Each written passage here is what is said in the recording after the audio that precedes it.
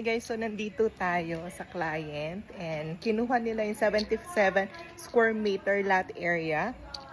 Dito siya sa may perimeter, sa tabi ng amenities.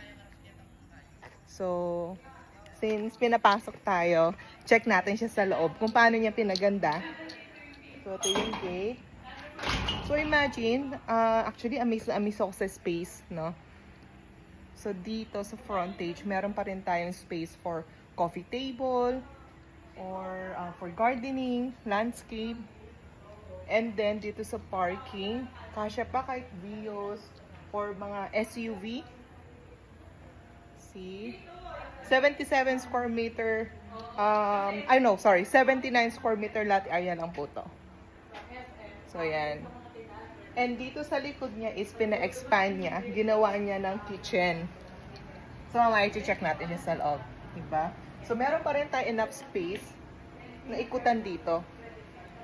Yan. Okay.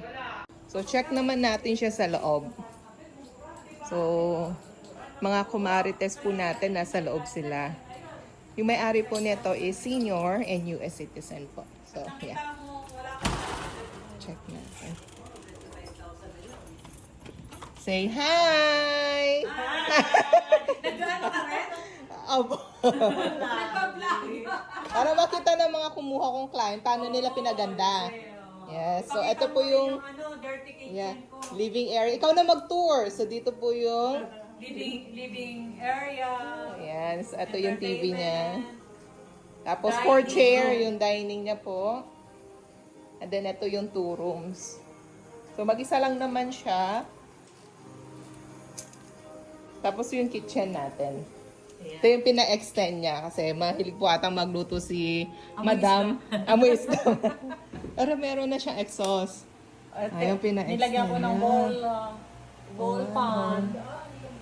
Oh, diba? Yung sa likod, pinatuglong nyo na po, no, pahaba talaga. Tapos yung washing. Tama talaga. Tapos nagpalagay ako ng 3 outlet. Oh, Ay, hindi. 2 outlet. dalawa Kasi po. ito dito Kasama na yan. na po siya. Opo. Para sa wall pan at saka. Ganyan din yung tapos yung sa tubig. Opo, labasan. Ang ganda. Yung paper. Ganda naman. Wala pa. Ano yan? Induction? Hindi ko yun.